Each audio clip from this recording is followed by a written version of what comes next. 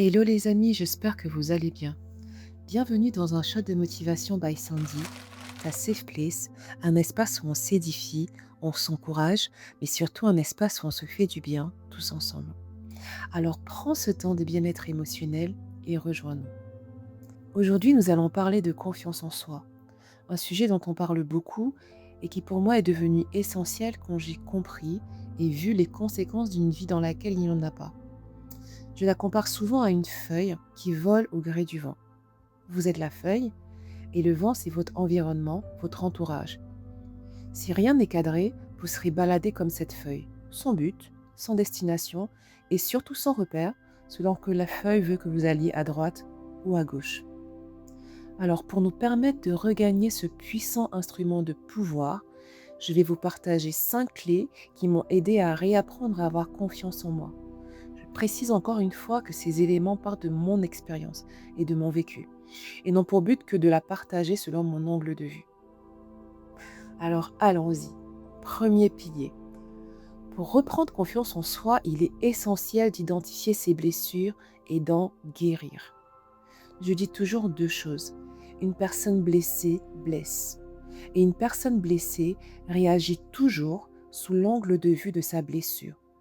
Son opinion ne sera que très rarement objective et éclairée.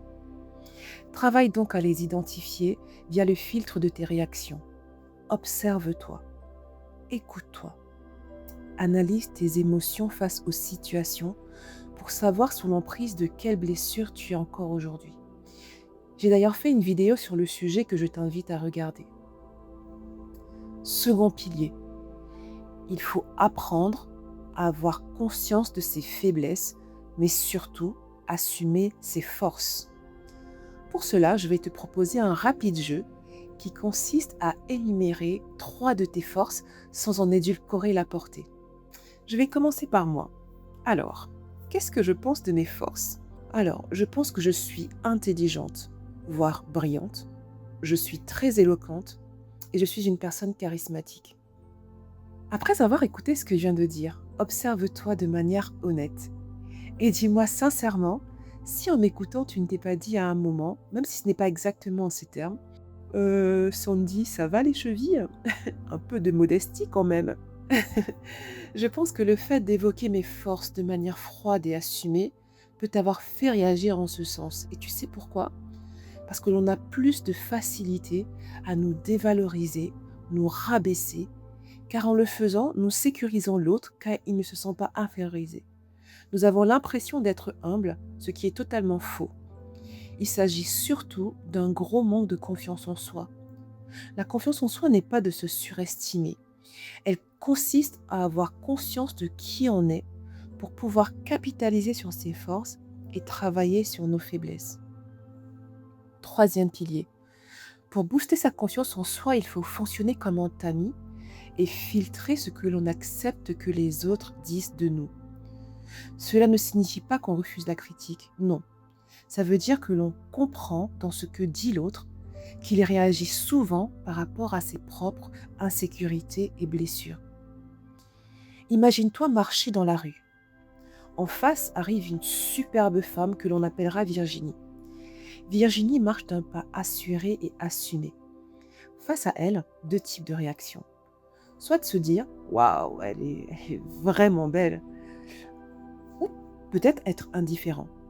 Ou alors, deuxième cas de figure, parce que son image nous insécurise, commencer à vouloir lui trouver des défauts.